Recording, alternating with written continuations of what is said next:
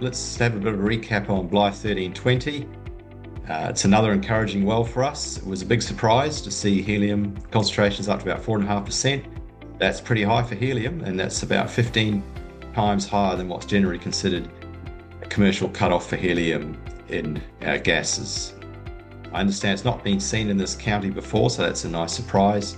Previous historic wells in this area were running at 0% helium, so that's a really nice surprise to have, and backs up similar concentrations seen in our first well, Sudaroche 3. We were visiting there a couple of weeks ago on site, and we had a lot of interest. Can't quite remember who was there at the day, but are you able to help us fill in who the visitors were to site, and who were they? Yeah, no, we had a lot of interest from local and federal staffers. So some of the federal senators and congressmen, their staffers came to site, as well as some of the local representatives, both from a sort of a council or county level as well as a state level. So we're getting a lot of support in Kansas. I'm heading, as you said, I'm heading there next week, just having a bit of time off this week before I fly back to Kansas to start McCoy, our next well on the program. But Blythe was a very good well. We drilled it on time and on budget without any incidents. And the helium, well, it's quite astonishing, the results on the helium level, considering we haven't seen much or expected much in that area. Yeah, it's something we haven't talked about much before, is helium, because it is actually a big deal in Kansas. Like, Kansas is America's helium powerhouse state, and it's first discovered, I think it was about 1903.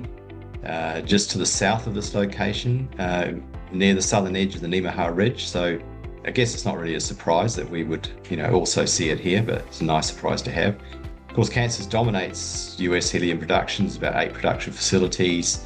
I think the closest is about 2 hours to the west of this location. So it's great in order to be able to have some sort of line of sight on, some sort of industry around us, which could be a route to commerciality here. Yes, it's all off-the-shelf technology of helium. So with results like we're seeing on the helium front, there's really no barrier to a rapid commercialization using existing off-the-shelf technology and leaning and leveraging the existing helium industry that's in Kansas.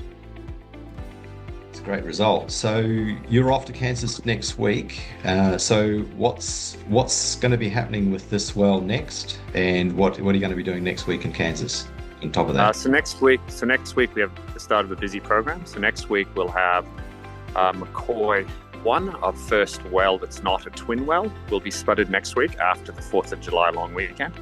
And then we'll also have a workover rig that will return to Blythe, similar to what we did with Sudaroche. We'll return to Blythe and we'll install some downhole equipment into the well, which will provide some information in the coming weeks to months to help inform and plan a more dedicated testing program later in the year. So we're going to wait until the wells are drilled, all the wells are drilled, before we have enough information to plan a testing program. But from next week, we'll be drilling again and we'll have a workover rig in the field. So we're moving quite quickly. Very good.